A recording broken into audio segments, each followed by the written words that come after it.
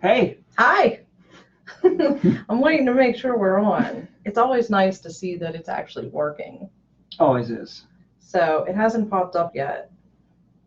I think it is. I think it just did. All right. We're in business. We are in business. So for those of you who don't know us already, I am Jamie Weiland. This is Dr. Cullen Kinsales. I think I've known you 3 years. Yes. 3 years. See how hard she tried to say my first name, pronounce it? I say, and you can look back, right? Because we do these quite frequently for like over a year now. And I call you Dr. Cullen Kinsales. Doesn't bother me. But it's really Dr. Cullen because it's Cullyn. Yes. I would really pick on you about that, but it wasn't your choice.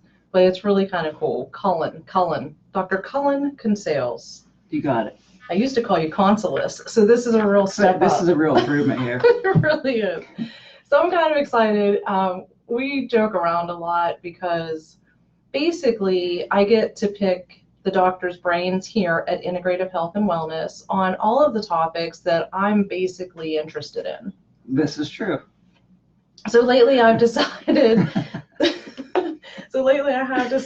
to exercise.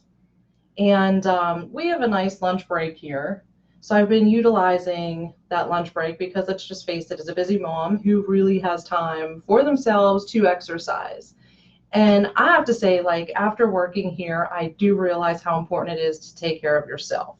Because like when I feel bad, I know you know I feel bad. My kids know I feel bad. My husband knows I feel bad because I'm miserable. Our patients know you feel bad. Our patients know I feel bad. And if you are one of them, I'm so sorry for those off days that I am just not myself. It happens. No one's perfect. It does. It totally happens. But it stinks when it happens more often than not. And I feel like, you know, you and I, this is my doctor, just so you guys know. He's my boss. He's my doctor. I consider him a friend. And so I have been dealing with some things lately.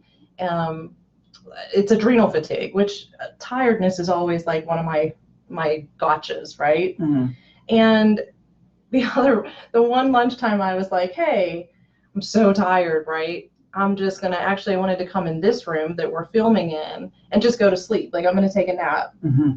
And I had asked you like, hey, and it's so ridiculous that we think like this, because I had asked you, should I just take a nap now to have enough energy to work the rest of the afternoon? And you were like, no. You told me no, which that's what we think, right? If I'm tired, I'm going to go take a nap. Like you got me, well, you helped, how can I say this? You helped my body work on its own properly, that I no longer need thyroid meds. Mm-hmm. And so because of that saga in my life, that season in my life before you, I was trained to just, if I'm tired, I go to sleep. Yeah. So I would nap every day. But you're telling me, no, don't nap. And you got me to exercise. Mm-hmm. And now I'm exercising, and it's not that I'm running. Wogging is what I'm actually. Wogging? Wogging. Mm. So it's quicker than walking. Okay. And in between stage. Yeah, but not jogging. Gotcha. And at least you're not crawling. I'm not crawling, so yes. So wogging, but I feel like because of what you said to me, I'm wogging for mitochondria. Yes. So can you explain that? Sure. So mitochondria are like the batteries in your cells.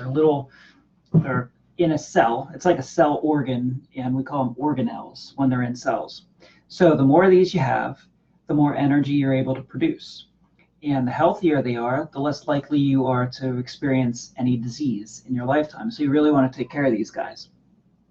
So one way that you can take care of them, well, there are a few, is to exercise a specific way, or to actually cycle in and out between consuming fat for energy and sugar for energy. So I'm not talking about eating sugar. It's more the breakdown of things that are carbohydrates, like vegetables, not so much grain. So vegetables like lettuces and like root vegetables like potatoes, beets, carrots, switching back and forth from a diet that you're getting energy from those into a diet that's getting energy from fat, and back and forth. It's actually exercising your mitochondria, which keep them healthy and strong.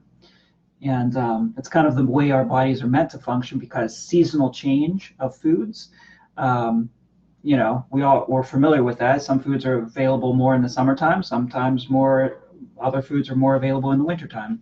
So we need to cycle in and out, and our body's actually meant to regulate with the seasonal change and food change like that. So, okay. Our cells reproduce, like my he'll say things like this, right? And it gets our heads just wheeling. So if you are listening and you guys have questions, you can send them to us. If you guys are watching a replay, you can still message us, and I'll do my best to get those to him, or Dr. Sarah Vivona, who's right now teaching a class in our foyer. Yep. So she's around. And so I can build this mitochondria up. You can make them healthier, and you can increase the amount of them. Okay, so the more I exercise, the more that's going to happen. You need to do a specific type of exercise to have that happen. And whenever you do so, what you're doing is you're strengthening your aerobic base, it's called. So you actually have two types of exercise systems in your body, and they control two different types of muscle fibers. So you have muscle fibers that are called aerobic muscle fibers, which use fat and oxygen for energy, and you have anaerobic muscle fibers, which use primarily sugar for energy. So your aerobic muscle fibers are also called slow twitch muscles, and they're more your endurance type of a muscle fiber, and they're activated whenever you're in a specific heart rate range, and everyone's range is different. And it's one of the things that we talk about during our classes is the specific formula to calculate where you're at. So it would be your maximum heart rate to stay within this range, and then 10 beats per minute below. And if you stay within that range of 10 when you're exercising, and this is going to be like a walking or jogging or an in-between, what did you call it? Wogging. I was wogging when I first started this, and I would bike and run a lot. Just to give you an idea, it's not going to be, you're exercising really, really hard to get into this state. So whenever you're there, you're going to be using fat for energy. So you're going to burn more fat, and your mitochondria are going to be activated with the proper type of exercise, aerobic exercise.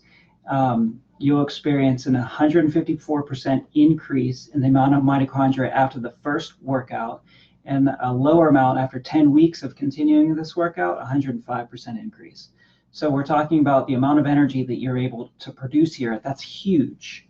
That's a huge change. So whenever you perform this type of exercise, and you're going to use a heart rate monitor, one that goes around your chest, and then you get a watch with it. The ones that use an LED light that pulse into your wrist, heart rate monitors, they're not very accurate. So definitely use a chest one. And you'll monitor your heart rate and only work out with what you need to do. 15-minute warm up, 15-minute cool down. So you're going to be exercising probably only for about within range 15 to 20 minutes. And that's enough to do it. So, okay. All right. So how do you suggest, let's say somebody's watching this and they're like, oh my goodness, I totally want to increase my mitochondria. Mm-hmm. I want to start tomorrow. Yes. So how would you suggest they start exercising tomorrow? That would be the way, because you're exercising the most important exercise system of the body.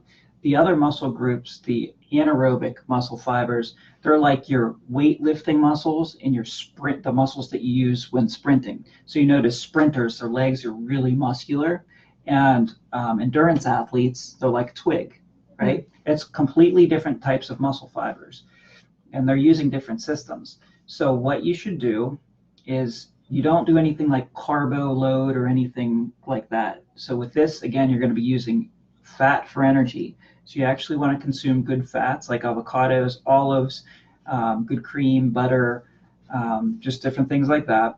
And all that you need to do is get that heart rate monitor. We use one called Polar, really like it, or you can get Garmin. Put it on. You do 15 minutes of walking until your heart rate gradually increases until you're within that heart rate range. and then you stay within that range, put forth the amount of effort that's needed to stay within that range for 15 to 20 minutes, and then you cool down. You're dropping your heart rate down for 15 minutes. And it's important to do it that way because you're dealing with the blood flow to different areas of the body. So you want to slow blood flow up because most of the blood flow is always within your organs, in your digestive tract. Or most of the blood is pooled there. So you want to gently move it out so that you're not stressing your organs into the muscles. And then when you're done, you want to gently allow it to come back in. And that's the best way. So you don't want to stress your body even more. That's the best way to perform that type of activity. So you don't necessarily care what exercise people are doing. It's probably going to be walking and jogging for most people. And you'll notice, so this is how I train the athletes that are my patients and patients of the past who have done really well. I train them to build up their aerobic base rather than trying to go as fast, as hard as they can. It's going to take a shorter amount of time to get from point A to point B, but you're going to be putting forth the same amount of effort out. And then whenever you're ready for your race, don't monitor your heart rate, just go for it, and you're going to have a lot more energy and power and endurance. I really don't utilize you enough. That's what I'm getting out of this conversation is like I work here every week and I'm really just not utilizing you enough. And it's super cool because I've been doing okay. Isn't it funny that we work together and I'm just doing stuff. Yeah. But I'm actually doing pretty well from what you're saying. Like what you just said, mm-hmm. I instinctively just did well. Good. So thumbs up to Jamie. Yes, and the coolest thing I have to encourage all of you is it's so cool just to get out and I'm just walking around Twin Lakes, which is like a local lake we have, but it's so cool to just get out and then I'm honestly feeling like refreshed when I come back. Fresh air, it's nice. Like I'm not exhausted, I'm not tired when I come back, I'm not hungry. Yeah. It's just really, it's been nice other than it is nice. My face when I come back. Why? Just all sweaty and just sweaty and real red. Like I do real red. Like there's no hiding what I just did. So is there anybody, do you think that there's anybody who should not exercise? I don't. I mean, exercise, if someone's really sick or they have, a debilitating condition, you still want to move. That's going to be enough exercise. The reason is all your joints, they don't have direct blood supply to them. They get their nutrients from movement, vacuum pressure. So if you're not moving a joint, tissues will automatically produce waste, every one of them. Like cells will produce waste, and you need to be able to pump out the waste and then suck back in the nutrients. And if that pumping system isn't working and it happens through movement, then you start to get inflammation in your joints and the tissues start to break down. Your immune system comes in, your white blood cells, and they begin to break down the dead tissue. And then you start to get arthritis and just bone changes within the joint, pain, and it's not very fun. So if you can just move and get the joints moving, that's one of the best things you could do. And that's one of the main things that we do here. We're working with the joints of the body. We're making sure that the muscles are pulling properly on them so that movement is occurring so those joints stay healthy. So we just found out that there were over 400,000 injuries while exercising in 2012. That's a lot of injuries. That's a lot of injuries. Yeah. What do you think, being here as a doctor, what is the most frequent exercise injuries that you see? It's going from 0 to 60 in 1 second. And it's good for a car, but not for a human. So whenever you first start exercising, if you haven't ever, or you haven't for a while, you want to ease into it. You don't want to overdo it. You're not going to give yourself any benefit from going, balls to the wall with this. There's no benefit. You want to ease into it, and you want to do a proper warm-up. Okay, so that's, again, getting the blood flow out of the organs and into the muscles. So to do that, just do a general walk around. If you're going to a gym, walk around the gym, pick up some weights, do some really light shoulder stuff, some bicep, tricep stuff, just maybe some squats without weight. Just get the blood into the muscles. And then you work out, and then after that, so this is weightlifting workout, after is whenever you stretch. Never stretch before a workout, ever. Do not stretch before a workout. Even a run, don't do it. And the reason is because you need to maintain proper stability, especially if you're lifting weights. If you stretch out the joints and the ligaments, they become loose. You lose your stability in your joints, and then you're going to significantly increase your risk for injury. So you want the joints to be tight to stabilize your body while you're working out. And after you're done, when the body's warmed up, you're going to actually get a better stretch than you would beforehand. So when we go live with you, we don't typically rehearse what we're going to say. I mean, I have an idea of the questions I want to know. And I mean, that's what I'm utilizing this time with you for, right? So and by the way, if you ever want us to do a specific topic, you can, because this is what Jamie wants.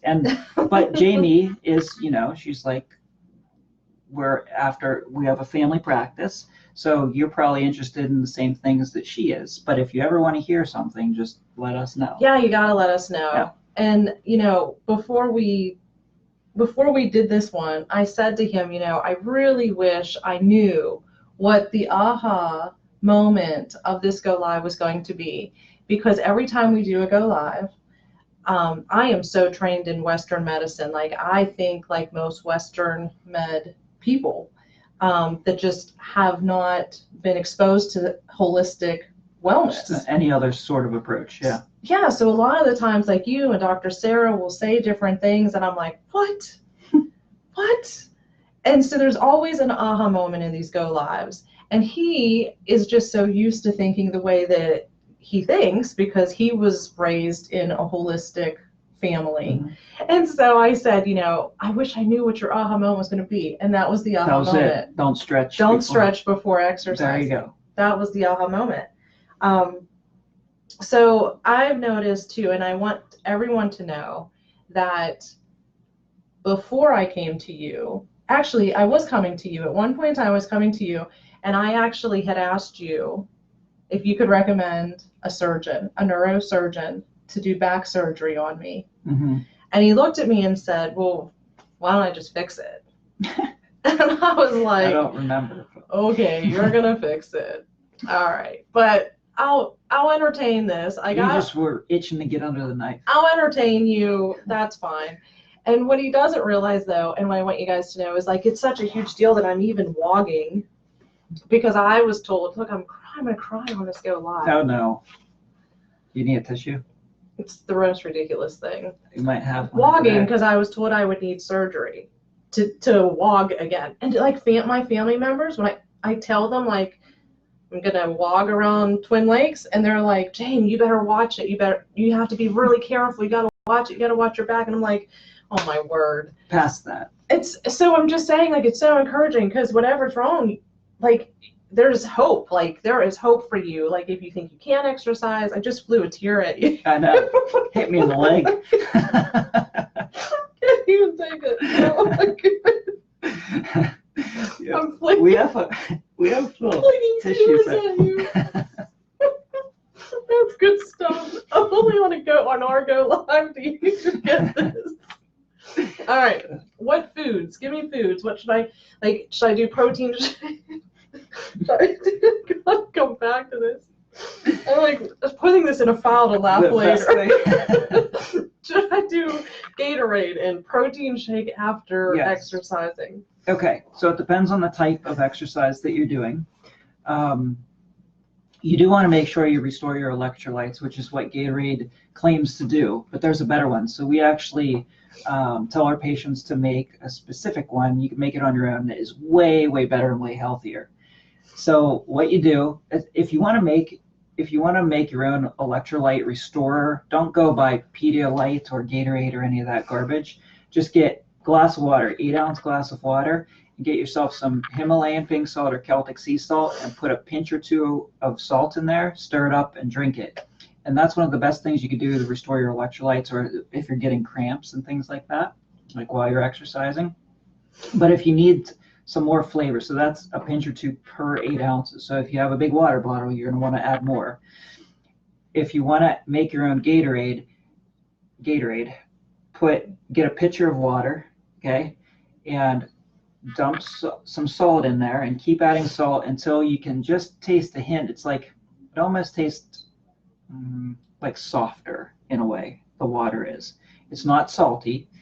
And then you can add monk fruit or stevia to that, and then mash up some berries or whatever fruit you like, put it in there, and then let it sit in the fridge overnight. And then you strain out the fruit in the morning, and then you have a big jug of your homemade Gatorade.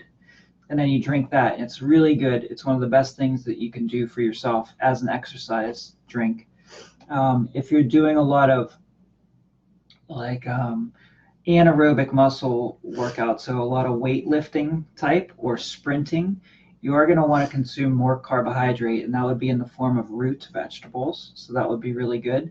More so than if you're like a distance runner or you're running to restore your mitochondria, you want to consume more good fat. So actually I have a lot of runners, they'll carry, like the long distance runners, they'll actually carry bacon along with them and eat bacon while they're running. Wow. Wheat germ oil, and it should be encapsulated because wheat germ oil goes rancid after a while, after it's exposed to oxygen. I have patients who will take that because it'll actually increase the oxygen carrying capacity of the blood. So that's something else that you can do, like good for, again, more distance running or cycling or whatever it is that you're doing. After a workout, again, it's going to depend on what you want to do. If you want to burn more fat, you don't want to eat anything, and then the first thing that you eat should be fat. If you want to gain weight, you're going to want to do more compound exercise or compound movements. So that would be like squats, deadlifts, presses, that you're using a bunch of muscles.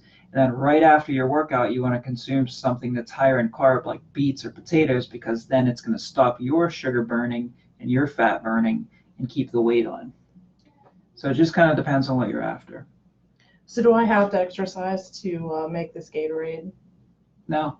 I mean, it just sounds like a really great kid substitute. It's really good. I mean, and it's gonna keep their electrolytes up, keeps them hydrated.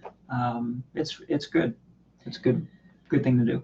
And then finally, well, I'm going to ask you two, but one's really short. So the really short one is, does it matter what time I exercise? The best time to exercise is actually at 12 to 1 o'clock in the afternoon. We might have to change our hours. It's because your heart, that's the time that your heart is most active. Really? Yep. So midday, best time to exercise, if you can. And then the last one is, does exercising affect your immunity? It does. It's been shown to help with the immune system. I would say that the greatest benefit is that it's actually, whenever you're moving your muscles, you're pumping your lymph, which is the garbage disposal system of your body, and it's circulating, and you're able to eliminate waste a lot better. And if you clear that stuff out, your immune system has enough room or space to kill off and remove things that shouldn't be there. And then the cycle can continue. If you're sick though, you don't want to exercise a lot.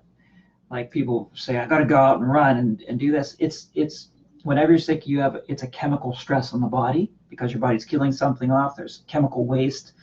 All the symptoms that you experience from an infection of any sort is due to the die-off or the chemicals produced by whatever the bug is. If you add a physical stress to that, you're just stressing your body even more.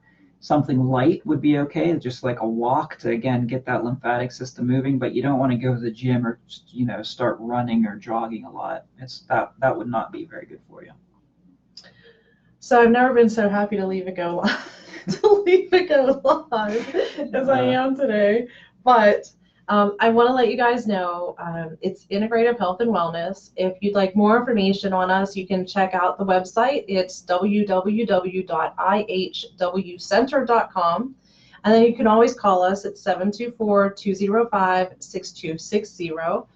And we always have a class here on Wednesday night. So if you're thinking you might want to check us out or get to know the doctors a little bit more than what you're seeing online, you guys are more than welcome to just call us to reserve your seat for a Wednesday night class. It's a free class. Next week you're teaching it, since Dr. Sarah's teaching right now. And it's from 5:30 to 6:30. It's this awesome class. It explains what they do, how they do it, scientifically why it works, and you even do a demonstration. Three demonstrations. Mm-hmm. I've seen the class 3 times. Obviously, it's been a while, so I might need a refresher, but it's awesome the way that you guys put hard things into layman's terms for people like us me. Common folk. Yes, us common folk. So thanks so much for joining us, and I won't throw tears at you next time, I promise. All right. So we'll see you later. All right, see ya. Thanks.